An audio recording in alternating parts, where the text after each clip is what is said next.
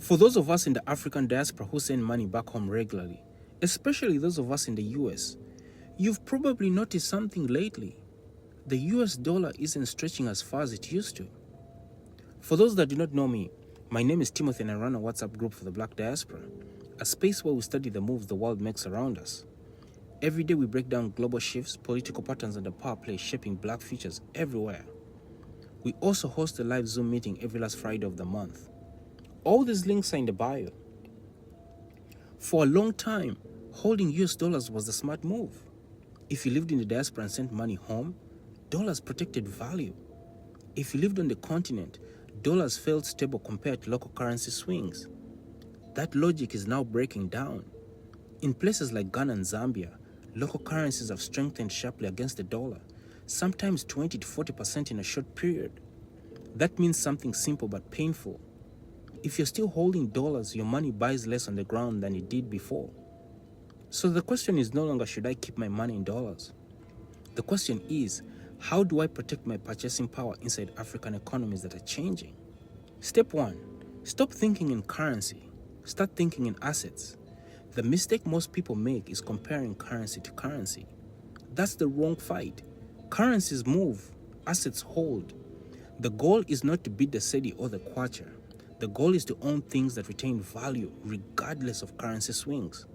That means advising people to convert money out of cash and into assets faster. Step 2, prioritize assets that Africans already understand. This isn't about exotic investments. It's about things that work where people live.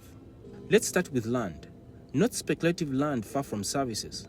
No, land near roads, markets, growing towns, and transport corridors. Land doesn't need a strong currency to hold value.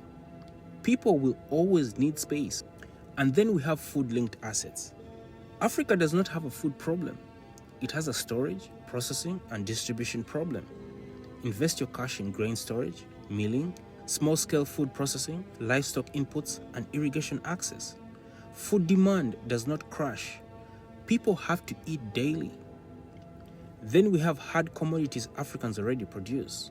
Gold, building materials, timber, aggregates, and energy inputs. These hold value because they are used locally and globally. Step 3, this is for the diaspora. Change how you send money. Instead of sending money just to sit in an account, send money earmarked for an asset. Send money for a specific purchase, and send money for a project with a use, not savings. Cash loses value quietly. Assets lose value loudly, so it's easy to fix it immediately. Step 4, this is for people back home. Move faster than the currency. The biggest danger is holding cash too long. Convert inflows into something useful quickly. Avoid long idle balances in banks and think in terms of replacement value, not exchange rate. The question shouldn't be, how much is this worth in dollars? It should be, what will this still be worth if the dollar moves again? Step 5, think local first, then global. Africa doesn't need to chase the dollar to win. It needs to anchor value inside daily life. Food, shelter, energy, transport, health, education. These don't disappear when currencies shift. So before I go, the dollar isn't collapsing, not yet, but its automatic advantage in Africa is fading, fast. That's not a crisis, that's a transition. Those who keep thinking like savers will lose quietly. Those who think like owners will adjust and win. I will leave you with this question. If holding dollars no longer protects your buying power in Africa, what are you converting your money into instead? And why? Let's move.